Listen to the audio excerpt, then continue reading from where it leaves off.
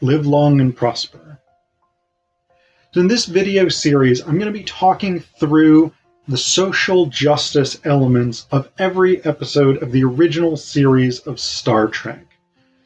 The thing that inspired this project was actually a Fox News article which argued that Star Trek has in some way betrayed its traditional commitment to sort of political neutrality or middle ground by embracing progressive politics.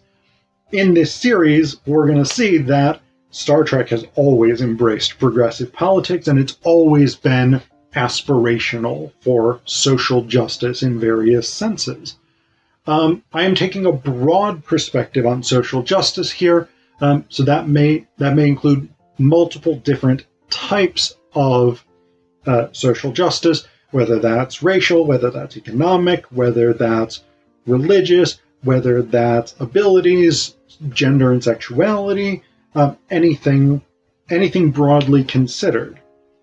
I will go through every episode. Some of the episodes I will interview fellow Trekkies and talk with them about it.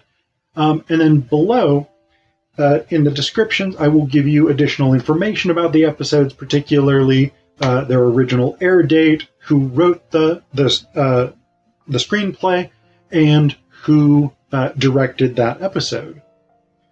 I also want to dedicate this series to my dad, Michael Allen Zapkin.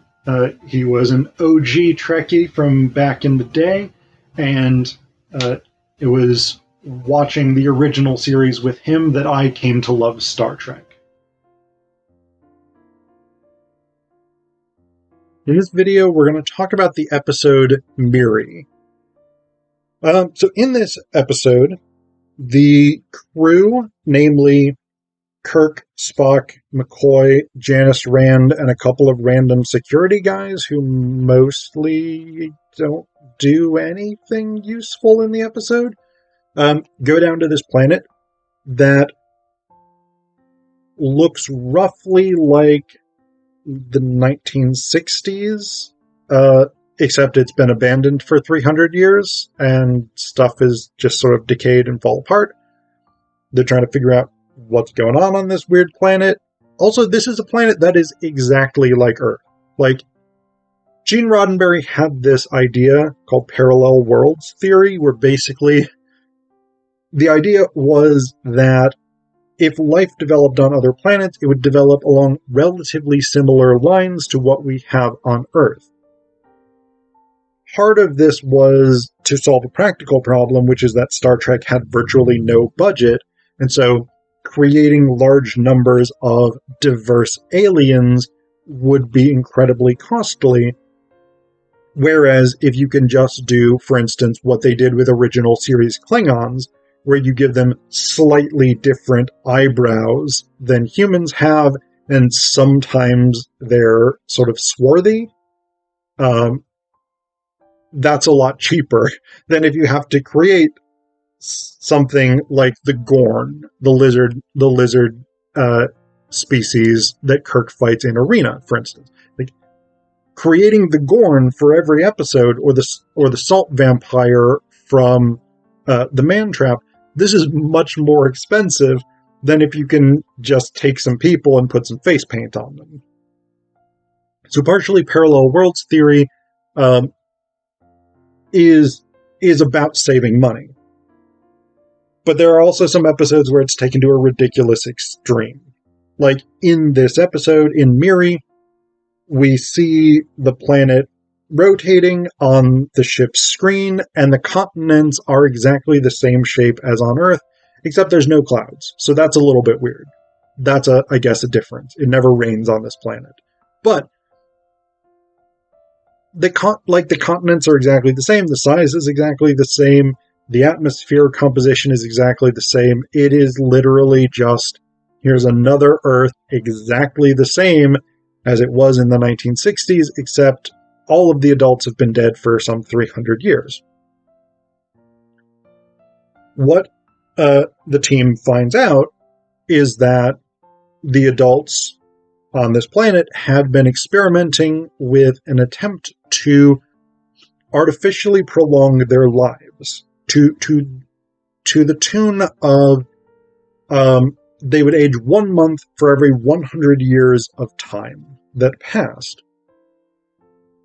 This kind of backfired in that the disease, the research mutated, this serum or whatever it was mutated, became this crazy disease where everybody past puberty goes insane, develops all these crazy blotches all over themselves, and becomes dangerously violent, and then dies. So the entire adult population of this planet is wiped out by this disease. The kids are left just there on their own, and basically they sort of descend into this weird, like, Lord of the Flies / Lost Boys kind of society. And Kirk, McCoy, Spock, Janice Rand, presumably the security guards that nobody gives a fuck about, they have all now got this disease. They've got 7 days to figure out how to stop this disease, which the people who created it were not able to figure out, but they didn't have the Enterprise's computers. Ha ha ha. The problem is, at some point, these kids, who are mostly just running around crazy, the Enterprise crew do have one kid on their side. Miri, she's probably like 14, 15 maybe. She's in that sort of like on the cusp of adolescence, on the cusp of puberty. They find her relatively early. They manage to convince her that they're not going to go insane and start killing everybody. And she develops a crush on Kirk. We'll talk more about that, because it's not fantastic.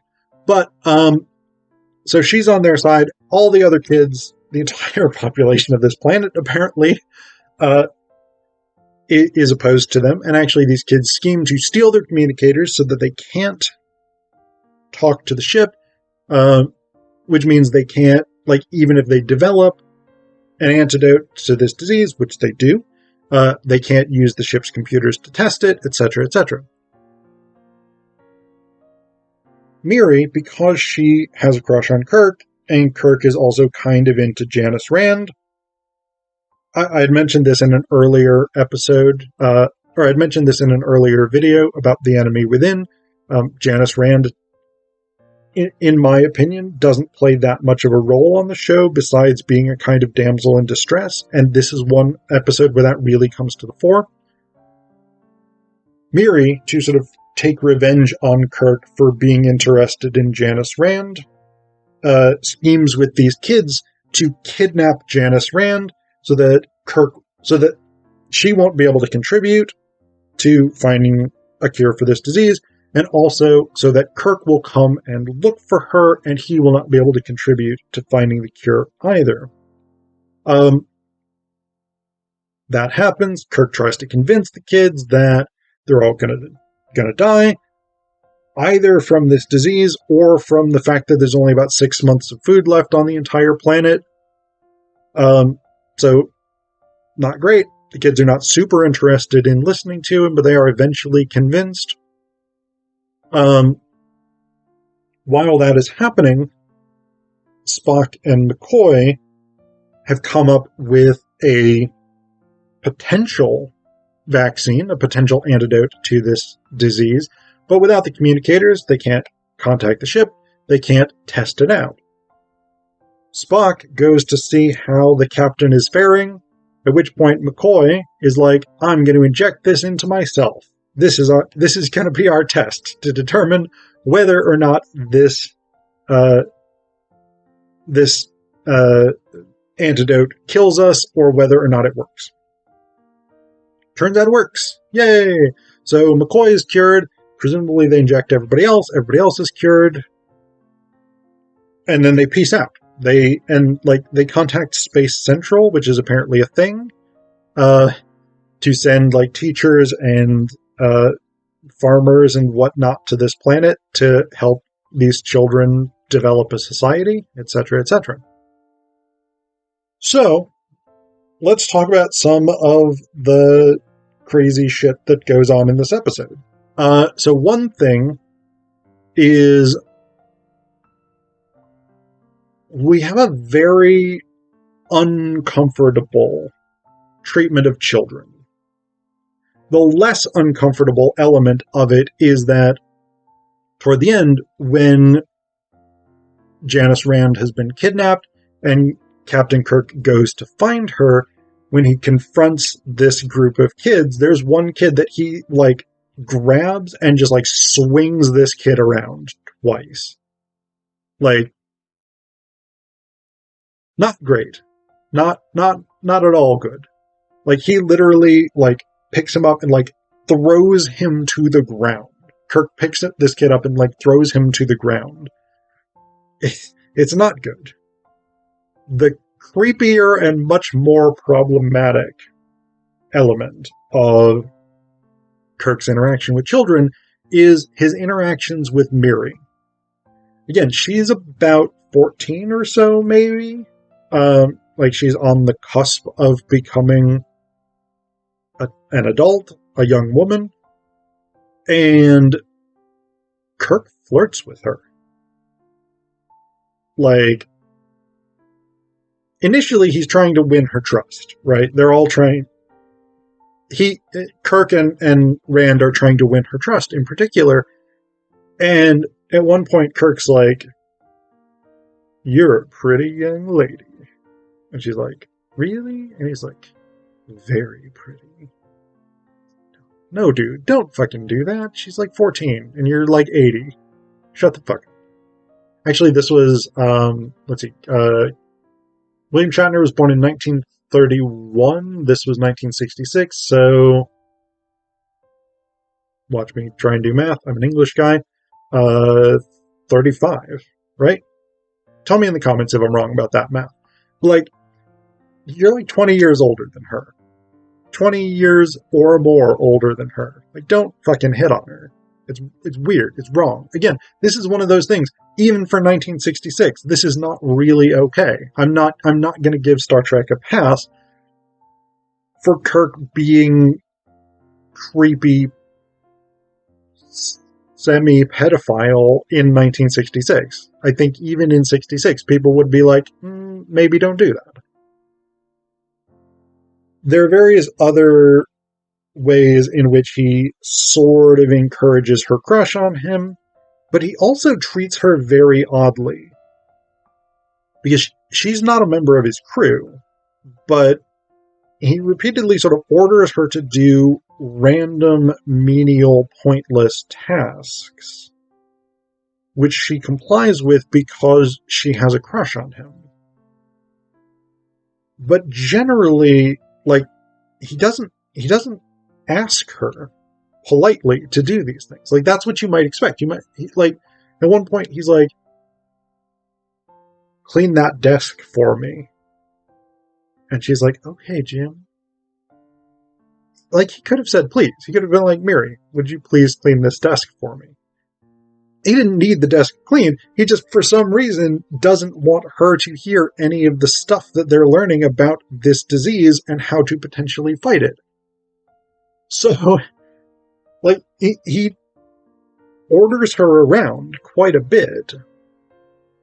And so, that's especially problematic,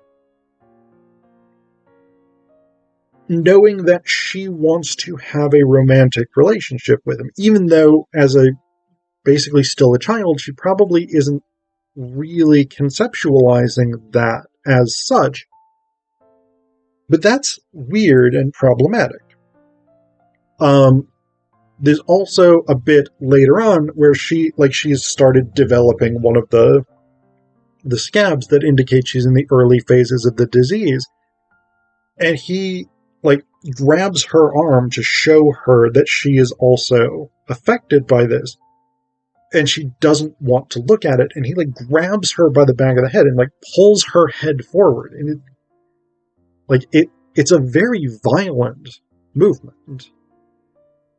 So, yeah. I mean, there's a lot of really, really problematic and troubling elements to the interactions between Kirk and Miri, given her age. And the fact that she's like 13, 14, maybe 15, and he's in his 30s. Then at the end, they of course make a joke of this, because we find out that for the kids, the life prolongation experiment did work. These are the same kids who were there 300 years earlier when the adult population wiped itself out. And so, even though Miri looks like she's like 14 or so, even though she's biologically 14, chronologically she's over 300 years old. And so, at the end, Kirk gets to make this joke, "Oh, I never get involved with older women." As though he wasn't being a creeper. The other big sort of social justice concern here is the medical ethics issue with Dr. McCoy testing the vaccine, the unchecked, unconfirmed vaccine on himself by literally just injecting this serum into his arm with no one around to even provide some sort of safety factor if things fucked up. Like, literally, he starts convulsing, collapses on the desk, screams for Spock before falling to the ground. And, like, they don't really have medical equipment there. They can't get stuff down from the ship because they don't have any communicators. So, like, if McCoy started having some sort of negative reaction, Spock would simply not have the equipment there to diagnose and treat that anyway. So, it's hugely problematic from a medical ethics perspective to just be trying out untested, unchecked serums that you think might possibly be right by injecting them into yourself.